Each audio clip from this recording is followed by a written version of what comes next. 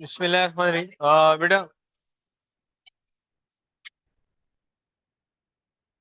Question number 11 discuss करना था।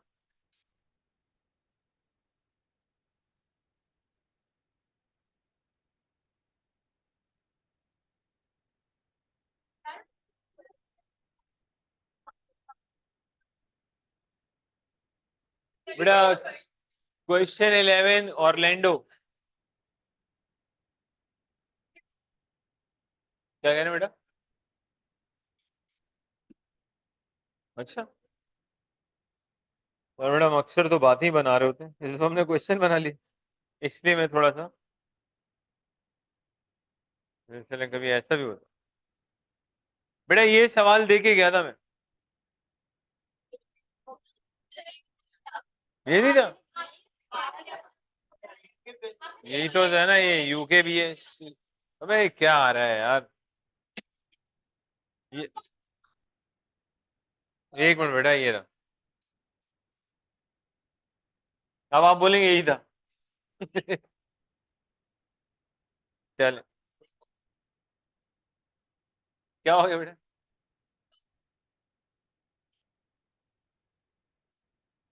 चले भाई सॉल्व कर लेते हैं, देखते हैं। बिस्मिल्लाह रहमान रहीम।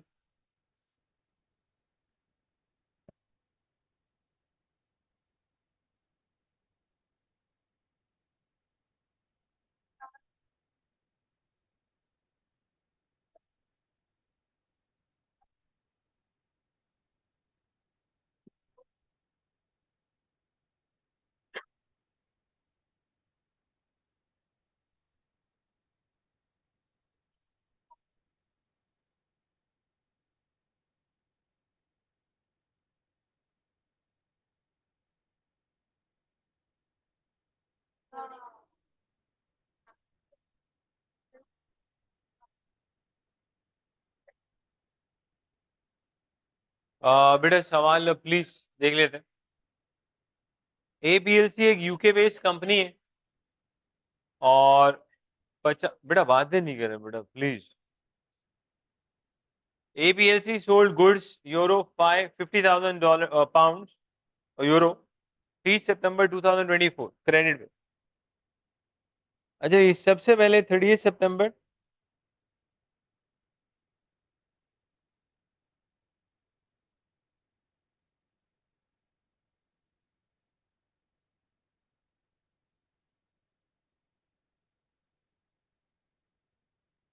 बेटा यहाँ देखें, इसकी मीनिंग ये कि एक पाउंड में 0.92 यूरो आता। मतलब यहाँ क्वेश्चन के अकॉर्डिंगली पाउंड सेलिंग वीकर है, यूरो स्ट्रॉन्ग है। क्योंकि देखे ना, एक पाउंड में 1 यूरो भी नहीं आ रहा, एक से भी कम आ रहा है। इसका मतलब यूरो क्या हुआ? स्ट्रॉन्ग। ये बात क्लियर हुई। एक्चुअली ये कुछ ऐसे लिखा हुआ है, अगर मैं इसको थोड़ा और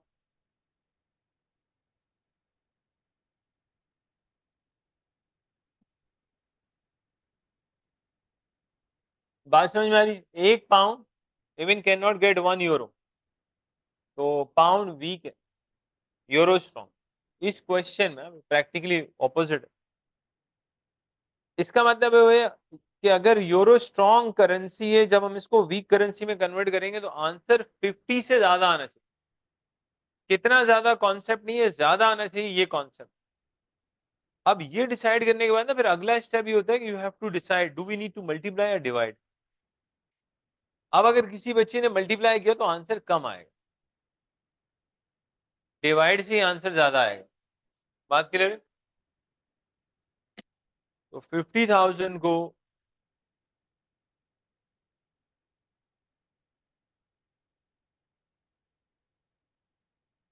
बताएं क्या आता है।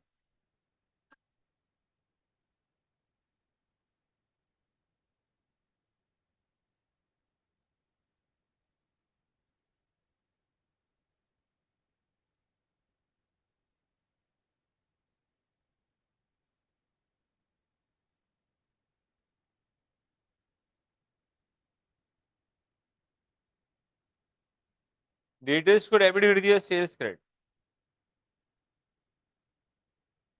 ये एंड पे आपको री ट्रांसलेट करना पड़ेगा। अच्छा अगर आप जरा सा अच्छे से देखें इसे, पाउंड स्टेलिंग ना अब थोड़ा सा स्ट्रांग हो रहा है। देखो पहले एक पाउंड में 0.92 यूरो आते थे, अब थोड़े से ज्यादा यूरो आ रहे हैं। तो आप कह सकते हैं यार पाउंड क्या हो रहा है, स्ट्रांग। एक्सपोर्ट के केस में अगर आपकी लोकल करेंसी स्ट्रांग होना शुरू होती है तो आपको लॉस होगा। एक्सपोर्ट के केस में आपकी लोकल करेंसी अगर स्ट्रांग होना शुरू होगी तो आपको नुकसान होगा। 50,000 को अगर 0.96 से डिवाइड करें, बताएं कितने पाउंड आते हैं? 5। अब आप देख लें, पहले 54,000 समथिंग थे, अब कितने आ रहे हैं? 52,000। एक्सचेंज लॉस, ये बात क्लियर है ना सबको? कितना आ रहा है एक्सचेंज लॉस? सर लेकिन जब हम स्ट्रॉन्ग से वीक में जाते हैं तो मल्टीप्लाई नहीं करेंगे?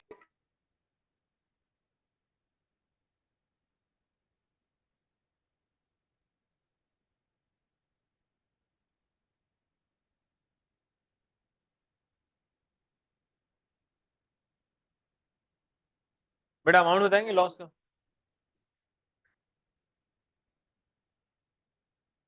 20।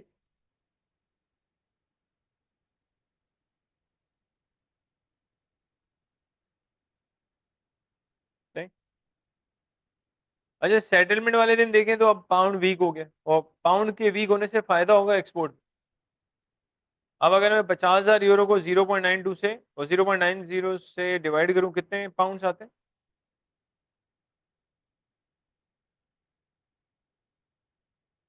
ज्यादा आ रहा है पैसा।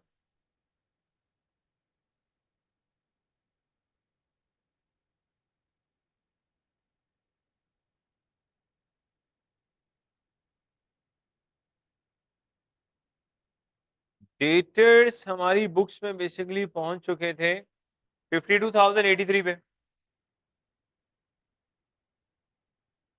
पैसे से ज्यादा मिलने तो एक्सचेंज गेन।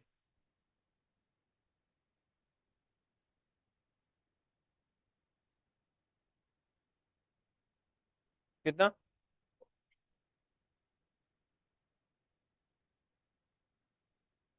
जी अब तो यार थोड़ा मुनासिब हो जाना चाहिए, मल्टीप्लाई डिवाइड। जी इस होमवर्क के अंदर अब किसी को मसला है तो बता दो। यार आपने बिल्कुल सही होमवर्क करा दी हम लोगों को। चेक कर लें यार, चेक कर लो यार आप लोग भी।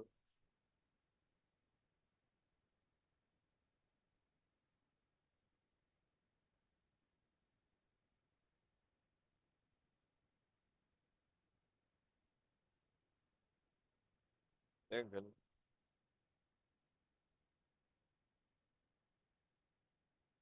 जी आगे चले, इज इट डन?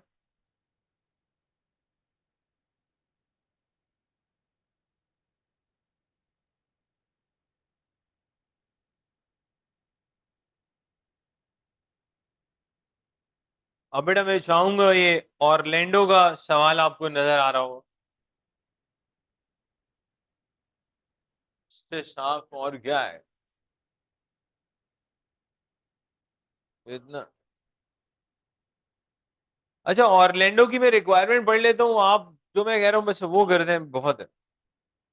अच्छा देखिए रिक्वायरमेंट पहले सुन ले बेटा, क्या कह रही है? ये कह रहे हैं show the effect on profit और loss of this transaction year ended 30 June 4 और 30 जून 5। यार आप इसके इफेक्ट को छोड़े, आप भाई एक काम करें, मुझे ईयर 4 और 5 की जर्नल एंट्रीज बना के दे दें जो आपके नॉर्मली पास पेपर में आते हैं। इफेक्ट मुझे खुद पता लग जाएगा कि पीएनएल में क्या हो रहा है। चले प्लीज सारे बच्चे इसको सॉल्व करें पूरी ऑनेस्टी के साथ, क्योंकि जिस तरह से आप जान मार रहे हैं, आपका जो पढ़ने का एक पैशन जज्बा है, अल्लाह माफ करे, ये रंग लेकर ही आएगा। ये रंग लाएगा इंशाल्लाह। चेक कर लो, अच्छे वाले रेमबो, रेमबो कलर, रेमबो। देख लो। और वैसे भी आपको बताए, नेक्स्ट वीक से तो आपको बताइए फिर। और एक बच्चे का सवाल आ गया भाई, डिवाइड क्यों कर रहे हैं हम लोग? बेटा बताएं क्लियर हुआ कि नहीं? ये तो पूरा सवाल ही करा दिया मैंने, अल्लाह माफ करे। ऑनलाइन मोहम्मद असलम है, कौन है भाई? यार ये नाम भी पूरा नहीं आ रहा। कैसे? मोहम्मद अशर अली। बताएं बेटा। मोहम्मद अशर, अगर आप हमें सुन पा रहे हैं तो बताएं, आपको डिवाइड वाली बात क्लियर हुई या नहीं? अशर चला गया, नाराज हो गया, बोला जाओ, इतना लेट रिप्लाई कर रहे हो आप। बेटा एंट्रीज बनाना शुरू करें ऑरलैंडो की। बेटा रिप्लाई आ चुका है इस वक्त, वो कह रहे हैं नो। समझ कहां से आ गया? वो बाइकें पकड़ के आ रहे हैं यहाँ पे। बेटा हमें माजरत के साथ उस सवाल पे वापस जाना पड़ेगा, क्योंकि अशर साहब सरगोदा से जो है, इन्होंने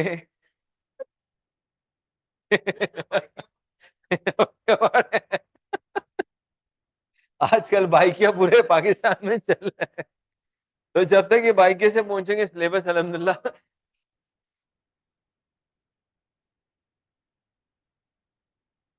अशर साहब सरगोदा से, बेटा ये देख लो यार, अल्लाह माफ करे। देखिए इसमें आपको ये समझना था,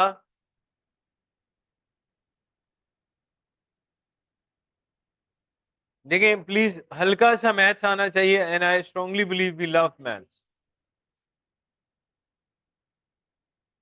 एक पाउंड में 0.92 यूरो आते हैं, इसका मतलब है पाउंड वीक है। देखिए ना, एक पाउंड एक यूरो में नहीं दिला पा रहा, इसका मतलब क्या है? यूरो स्ट्रांग है हमारे सवाल में और पाउंड वीक है। जब हम स्ट्रांग करेंसी को वीक करेंसी में कन्वर्ट करेंगे, तो जो अमाउंट स्ट्रांग में लिखा हुआ है वीक में क्या आना चाहिए? ज्यादा। अब ज्यादा कैसे आएगा? अगर आप 50,000 को 0.92 से मल्टीप्लाई करोगे तो कम आ जाएगा, डिवाइड करेंगे तो ही ज्यादा आएगा। इसमें अशर बेटा ये चीज समझ में आनी चाहिए कि यार ये यूरो स्ट्रांग है और पाउंड वीक है। अगर हम स्ट्रांग करेंसी को वीक में कन्वर्ट करेंगे, अमाउंट ज्यादा आना चाहिए, और अमाउंट डिवाइड करके ज्यादा आएगा। डन हो गया जी, डन। आइएगा दोबारा। अरे ये सही, हमारी जगलिंग चल रही है ये। बेटा हम एक दफा फिर आ चुके हैं ऑरलैंडो पे, प्लीज ऑरलैंडो को अटेम्प्ट करो। ये सब बच्चों ने अटेम्प्ट करना है। ऑडिट में आपने एक टर्म पढ़ ली होगी, सैम्पलिंग। चले मैं आपको बता दूं। देखिए सैम्पलिंग एक टर्म होती है, शायद सुनी होगी आपने, वो वाली नहीं।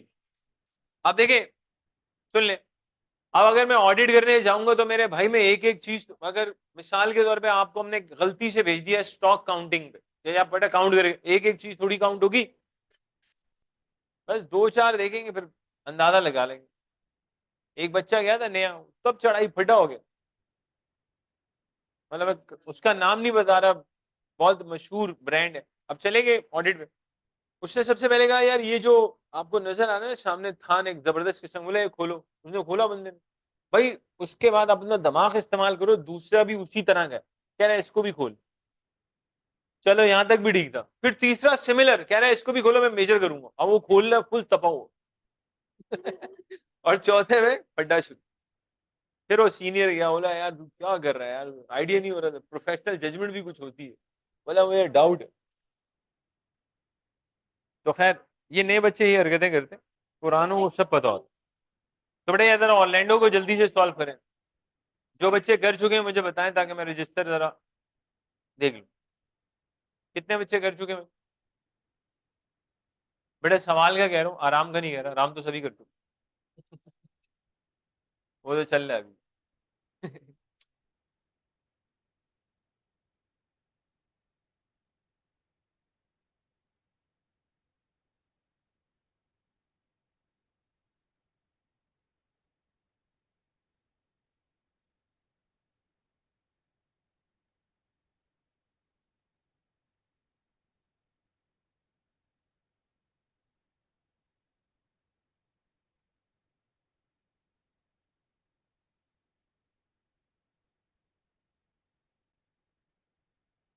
जोड़ा कर चुके हैं सर,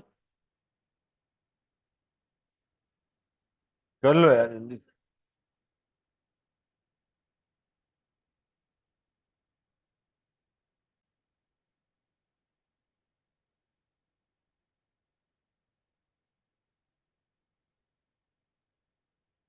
चलो भाई। बे यार 30 जून कर लो यार, और बोलो यार। बस ये बड़ा 30 है। ये देखो, अल्लाह माफ करे, लिखा है ना हमने। 30 कर लो बेटा, एट 30 जून। ये बड़ा नया ईयर आ गया, अल्लाह रहम करे। इसमें तो काफी लोग टेंशन में आ जाएंगे।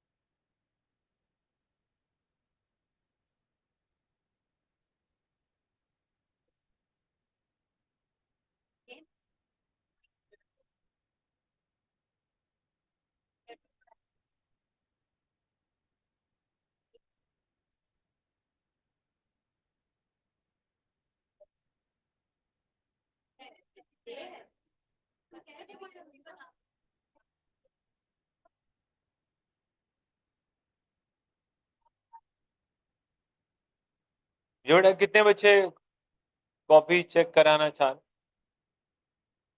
या वो सारे आए नहीं आज?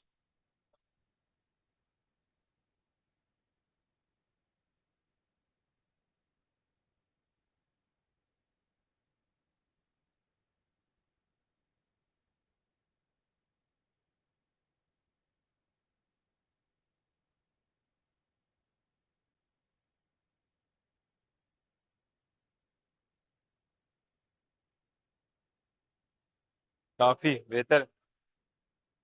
सही तो आइडिया हो जाए। ये देखें सर।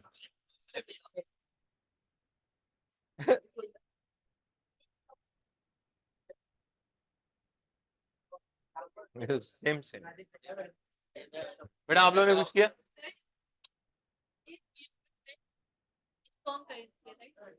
एक्सचेंज रेट को देख के पता चलेगा।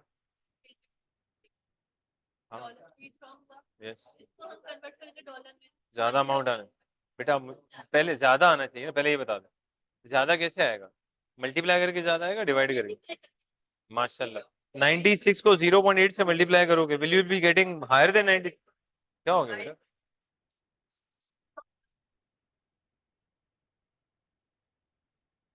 जी बेटा।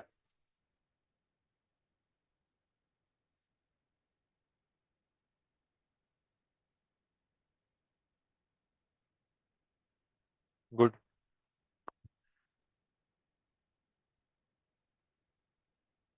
चलिए ये सॉल्व करते हैं मिलके, माशाल्लाह काफी बच्चों ने सही किया।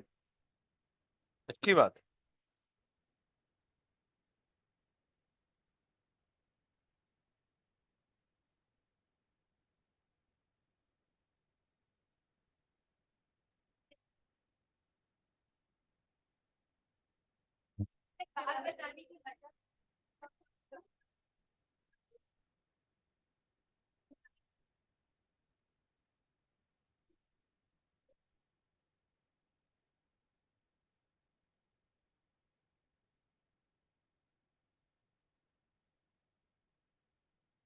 बेटा इसको देख ले प्लीज, रिक्वेस्ट है।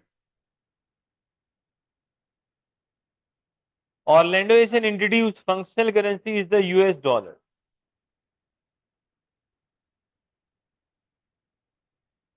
डॉलर आ गई functional currency. It prepares its financial statement 30th June each year end. June है, काम आएगा ना वो मॉनेटरी जो आइटम्स होते हैं उसको रीट्रांसलेट करने के लिए। The following transaction take place 21 May year 4। When the spot rate क्या था बेटा? $1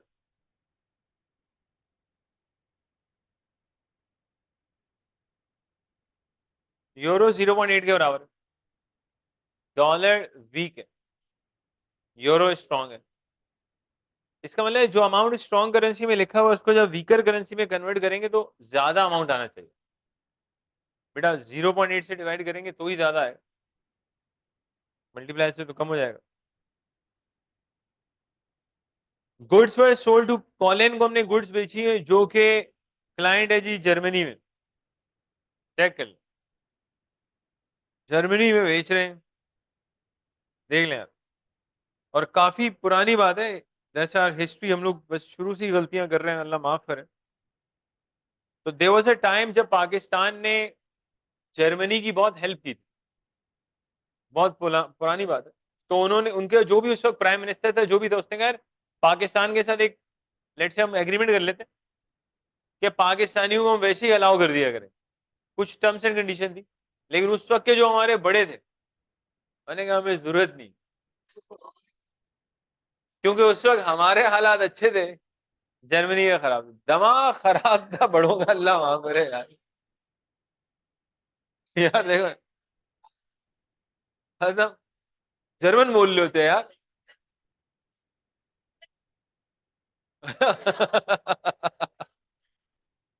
यार क्या बंदा बोले यार, हमारे बड़े भी यार, अल्लाह रहम करे। तो ये शुरू से चलने वाला, इट्स नॉट समथिंग न्यू। हाँ, जर्मन वाले तो नजर नहीं आते, सब हमारे ही होते, जर्मन तो वहां नहीं हो।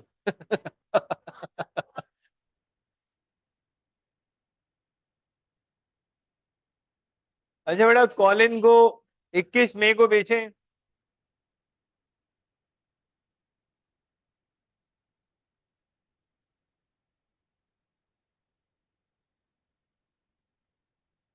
ठीक है जी। अगर हम 1 मिनट के लिए,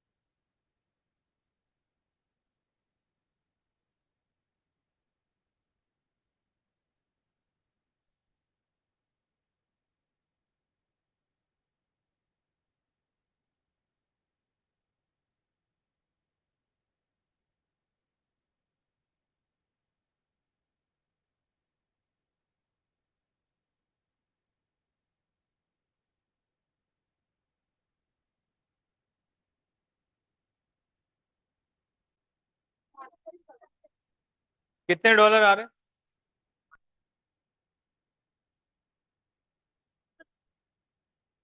तो आप क्या कह रहे हो बेटा? 1.6 कम है।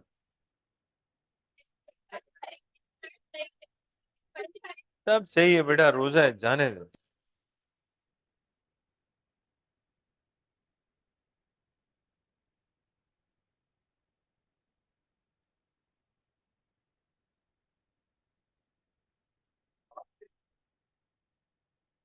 कैश आया 10।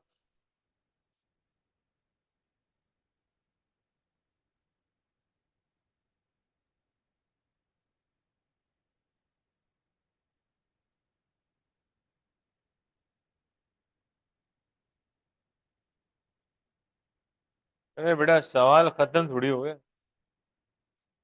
डिफरेंस बता बेटा।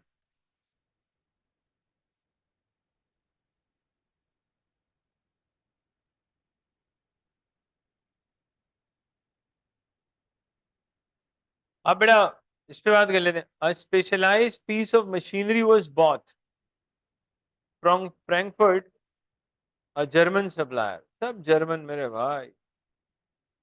The invoice for the machinery,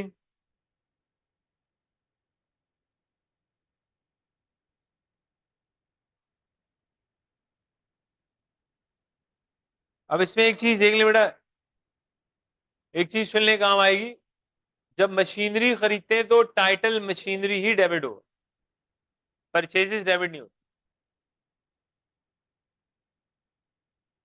अच्छा जी, तो मैं खरीद तो ली हमने इससे, सप्लायर से, पेमेंट नाम की कोई चीज फिलहाल नहीं।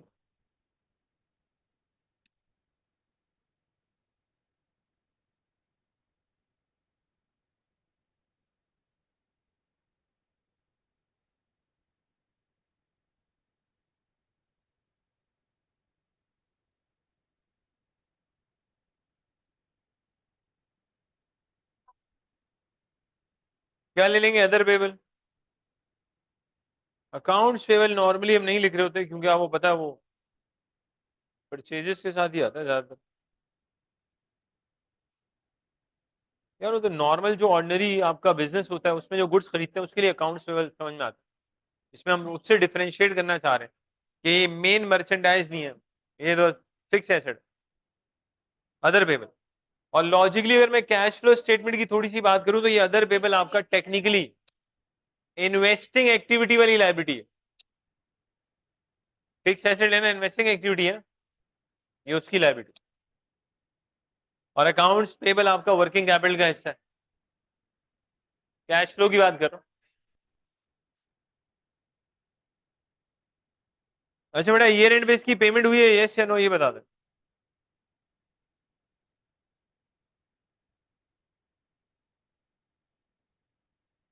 अब रेट क्या चल रहा है?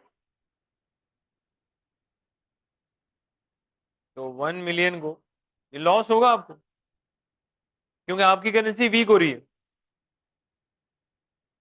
कितना आते हैं? 12142 एक्सचेंज लॉस।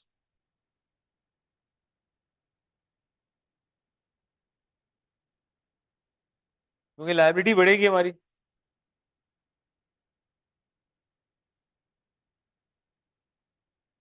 कितने का लॉस आ रहा है? 17।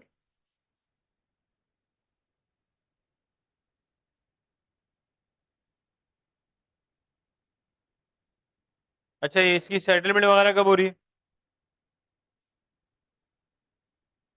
वो डेट एक्चुअली फॉल करेगी 2005 के अंदर, जो इनका ईयर एंड। लिखेंगे ईयर 4 ही, लेकिन जब एक्सट्रैक्ट बनेंगे उसको ईयर 5 के पीएनएल में शो किया जाएगा। 31 जुलाई ना?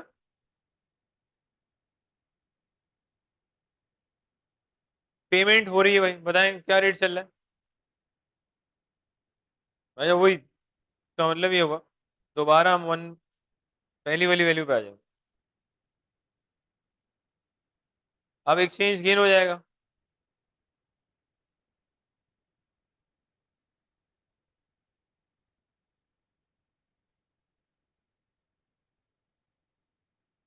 तो अदर पेबल आपका 1428571 से डेबिट। बैंक जो आपका कम हो रहा है 125।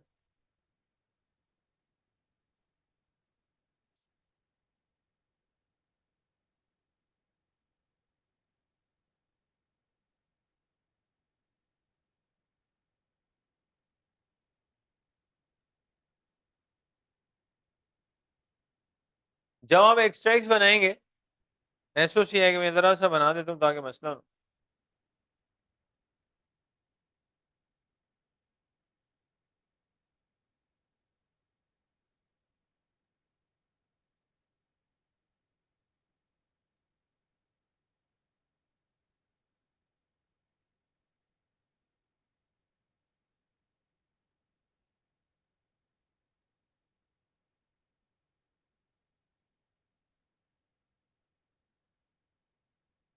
आपके पास एक्सचेंज लॉस ये वाला आएगा।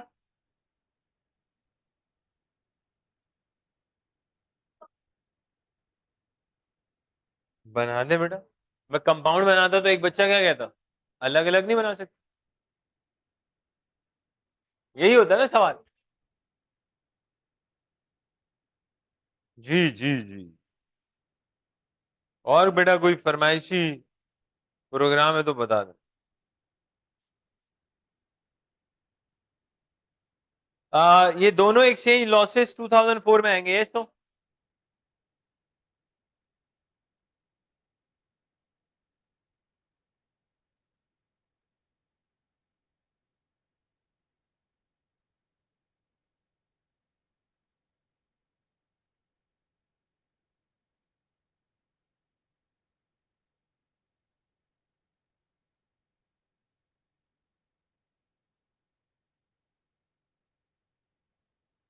ऐड करके दे देंगे। टोटल लॉस कितना आ रहा है? 191।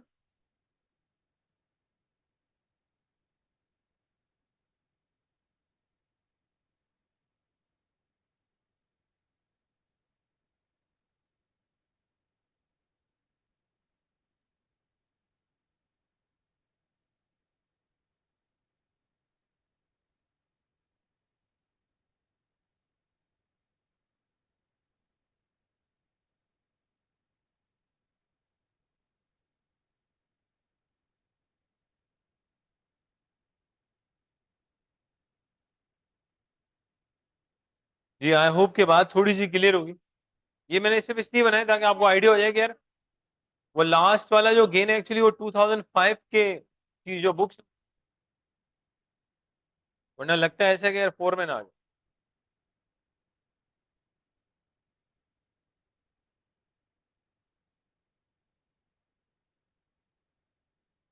जी, अगर यहाँ तक आ चुके हैं तो आगे चल रहा है। Is it done? किसको?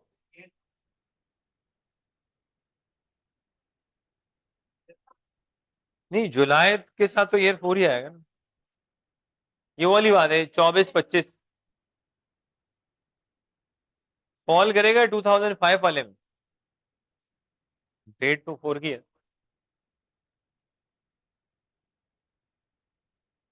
बेटा यहाँ तक आ चुके हैं तो मुझे बताएं प्लीज।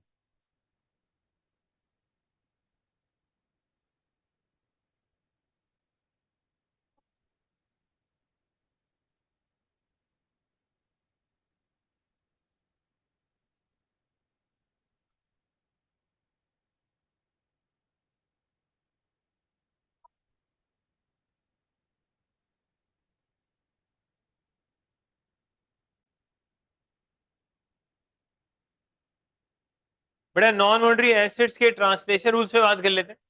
अच्छा एक चीज देखिए, आप एक्सपोर्ट भी कर रहे हैं, मशीनरी खरीद रही हैं, लॉजिकली आप अलग अलग एंट्रीज बनाए तो आप सुकून में रहेंगे, वरना बाद में आपको ही मसला होगा। दोनों अलग ट्रांजेक्शन है ना, डेट खाली सेम है, उसकी कंपाउंडिंग ना बनाए तो बेहतर। बेटा नॉन मॉनेटरी पे बात कर ले। आप सुन ले यार, बेटा आप डिस्कशन रोक दे। देखिए नॉन मॉनेटरी का एटलीस्ट कॉन्सेप्ट हम बहुत तमीज से डिस्कस कर चुके। नॉन मॉनेटरी एसेट्स का मतलब हम ये लेते हैं जहां फिक्स कैश डिसाइडेड नहीं है। एग्जाम्पल पे हमने बात की थी इन्वेस्टमेंट प्रॉपर्टी। इन्वेस्टमेंट प्रॉपर्टी एक नॉन मॉनेटरी एसेट है। स्टॉक आपका, किसी कंपनी के शेयर्स में इन्वेस्टमेंट करेंगे, नॉन मॉनेटरी, क्योंकि वहां पे फिक्स कैश डिसाइडेड नहीं होता। अब जो पॉइंट है ना वो समझना है प्लीज, नॉन मॉनेटरी को लेकर। जैसे आपका प्रॉपर्टी प्लांट एंड इक्विपमेंट है, वो एक नॉन मॉनेटरी एसेट है। अब सवाल ये पैदा होता है भाई, नॉन मॉनेटरी एसेट्स की ट्रांसलेशन कैसे होगी? क्योंकि ये भी एक पॉसिबिलिटी है, सुनिएगा। कंपनी पाकिस्तान में है, ठीक है, सेल वगैरह सब कुछ पीकेआर में चल रहा है। मान लो कि majority of the payment to the supplier भी पीकेआर में, ओके ठीक है। लेकिन यार इनका जो असेंबलिंग प्लांट है वो मान लो अमेरिका में, इन्होंने उस प्रॉपर्टी प्लांट एंड इक्विपमेंट को खरीदा भी डॉलर्स में था, और वहां पे तो है ही डॉलर में भाई। बट ऑब्वियसली डॉलर हमारी फंक्शनल करेंसी नहीं है, तो हम उसको क्या करते हैं, डॉलर को पीकेआर में कन्वर्ट कर लेते हैं। बस ये बताना चाह रहा हूं, लेकिन टेक्निकली प्लांट हमारा है ही वहां पे भाई। अब यहाँ पे दो पॉसिबिलिटीज है। एक, इट इज पॉसिबल कि आप नॉन मॉनेटरी एसेट्स को ना हिस्टोरिकल कॉस्ट पे रखें, होता है ना, आईएएस अलाउ करता है आईएएस 16 आप। बेटा अगर आपने non monetary assets historical cost पे रखा, ओनली वन टाइम ट्रांसलेशन होगी बस, मैं रीट्रांसलेट कैसे करूं जब रीवैल्यू ही नहीं हो रहा? तो there is no question of retranslation. देखना पड़ेगा ना आईएएस 16 में कंपनी की अकाउंटिंग पॉलिसी क्या है, और वर्ड अकाउंटिंग पॉलिसी जहां भी आता है इसका मतलब होता है राइट टू चूज, चॉइस है आपकी, कॉस्ट मॉडल या रिवैल्यूएशन मॉडल, चॉइस है, अकाउंटिंग पॉलिसी। आपके पास भी अकाउंटिंग पॉलिसी है, पढ़े ना पढ़े, वाह, चॉइस है ना बच्चे की, पढ़े या ना पढ़े। बहुत से बच्चे होते हैं अल्लाह माफ करे नहीं पढ़ते, तो अपना पढ़ाई वाला टाइम बहुत सुकून से गुजारते हैं, फिर आगे वाला बड़ा मुश्किल से गुजारते हैं। सिंपल सा फॉर्मूला, आज मेहनत कर लो आने वाला टाइम मुनासिब, आज तफरीह कर लो तो आने वाला फिर गैर मुनासिब। प्योर एंड सिंपल फॉर्म, ज्यादा इसमें रॉकेट साइंस नहीं। बहुत से बच्चों को समझ में नहीं आती, जब समझ में आता है टू लेट। पेरेंट्स बेचारे समझाते रहते हैं, बच्चा विजुलाइज ही नहीं कर पाता, जो थोड़े होते हैं ना लापरवाह टाइप के बच्चे, ये कांट विजुलाइज, सब सही चल रहा है क्या है, अब्बा यही कह रहा होता है बार बार, बेटा अब सही चल रहा है, तुम सही नहीं चल रहे। बोला नहीं अब्बा मैं सही चल के आऊँ, तो कैसे सही नहीं चल रहा? मोहल्ले में जब रेस हुई थी तो मैं जीता ही था, मैं तो भागने में भी अच्छा हूँ, चलने की बात कर रहा। अब्बा ने क्या हो गया काम, खैर। तो बेटा नॉन मॉनेटरी चॉइस है भाई, हिस्टोरिकल कॉस्ट या रिवैल्यू। बेटा अगर आपने किसको फॉलो किया, historical cost, only one time translation, बस खत्म, रीट्रांसलेट नहीं होगा। बात क्लियर हुई? भाई इन्वेस्टमेंट प्रॉपर्टी की बात कर लो आईएएस 40, वहां भी तो दो ऑप्शन है, कॉस्ट मॉडल या fair value model, cost model या, और यहाँ पे एक चीज सीख लो जो पता भी होगी आपको, एक है रिवैल्यूएशन मॉडल और एक है फेयर वैल्यू मॉडल। जहां जहां रिवैल्यूएशन मॉडल का की टर्म इस्तेमाल हुई, आप लोग पढ़ेंगे आईएएस 38 इनटेंजिबल एसेट, वहां भी दो मॉडल्स है, कॉस्ट एंड रिवैल्यूएशन। जहां भी रिवैल्यूएशन की टर्म इस्तेमाल होती है इसका मतलब ये है कि हर साल आपको रिवैल्यू करना लाजमी नहीं, रिवैल्यूएशन इट्स नॉट नेसेसरी कि आपको हर साल रिवैल्यू करना है, जरूरी करें अच्छी बात है, जरूरी नहीं है। लेकिन जब फेयर वैल्यू की बात करते हैं बेटा इट इज नेसेसरी, हर साल फेयर वैल्यू पे लाना पड़े, ये बहुत बड़ा फर्क है, अकाउंटिंग में तो यही फर्क, लेकिन ये भी रिवैल्यूएशन और फेयर वैल्यू का फर्क है। फेयर वैल्यू तो यार हर दफा ही करना है, बस चॉइस ही कोई। अच्छा ये इन्वेस्टमेंट प्रॉपर्टी, देखिए एक पॉसिबिलिटी है कंपनी पाकिस्तान में और उन्होंने इन्वेस्टमेंट प्रॉपर्टी अमेरिका में ले ली, लो खत्म हो गई थी जमीन पाकिस्तान के अंदर, जो अमेरिका में लिया, जैसे पीआईए की बहुत सी प्रॉपर्टीज कोई अमेरिका में थी, बेच बेच दी, अल्लाह माफ करे शायद, अब उसको भी बेच, मतलब तू बिक जाए तो ही अच्छा। पीआईए कह रहा है मुझे मसला नहीं है, जो लेगा मैं उसके बारे में सोचूं, चले अल्लाह माफ। तो बेटा अगर आईएएस 40 इन्वेस्टमेंट प्रॉपर्टी को भी कॉस्ट मॉडल में रखेंगे तो कितनी दफा ट्रांसलेट करोगे? सारा गेम पता है कब शुरू होगा, जब आप रखोगे फेयर वैल्यू, किस पे रखेंगे? जब फेयर वैल्यू पे रखोगे ना, आप सुनिएगा, तो आपको रीट्रांसलेट करना पड़ेगा जब जब फेयर वैल्यू एडजस्टमेंट होगी। आई एम नॉट सेइंग कि एसओएफपी डेट पे रीट्रांसलेट करना पड़ेगा, मैं कुछ और कह रहा हूं। कब कब रीट्रांसलेट करेंगे? जब जब हम फेयर वैल्यू एडजस्टमेंट की तरफ जाएंगे। भाई आपने आईएएस 16 में किया होगा ना कभी, company start of the year revalue कर रही है, ये होंगे सवाल, कभी mid of the year revalue हो रहा है, कभी end of the year revalue हो रहा है। कुछ बच्चे थोड़े अलग ही होते हैं, बोला समझ ही नहीं आता कब कब रीवैल्यू हो रहा है। बोले आप कब पढ़ना शुरू करोगे? बोले समझ में आएगा तो मैं पढ़ना शुरू करूँ, उससे पहले। तो भाई अगर आप फेयर वैल्यू पे रखेंगे तो रीट्रांसलेट करना पड़ेगा, रीट्रांसलेशन कब होगी? When entity is going to carry out fair value adjustment. चलो भाई कर लिया। अगली चीज सुनिएगा। अब सवाल ये तो होता है कि sir what about exchange gains and losses. बड़ा IAS 21 ये कहता है एक्सचेंज गेन या लॉसेस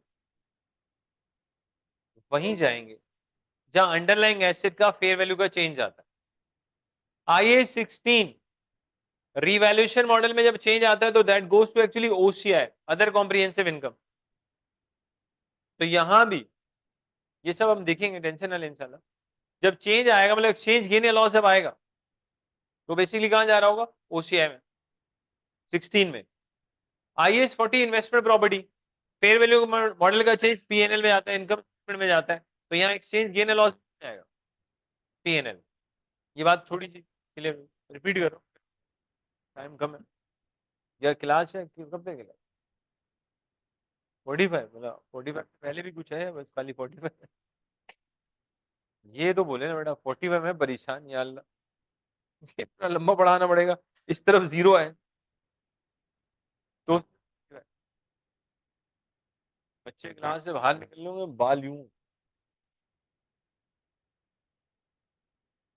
अजीब से मामला। तो मिल रहा है तो फिर यहीं से बात शुरू कर ले। कल है इंशाल्लाह क्लास, कल बात शुरू करते। कल नहीं है क्लास, बच्चा कह रहा है तुम्हारी नहीं है तो मैं किसी और को पढ़ाने आ रहा हूँ। पहुंच जाना बेटा पहुंच जाना, वैसे ही आपको पता है छुट्टियां चल रही आगे। लास्ट सेशन में बच्चे इत्तेकाफ में बैठ जाते, जो नहीं बैठता हूँ उसको हम बैठा देते हो ना इत्तेकाफ में बैठ भाई। हो गया भाई।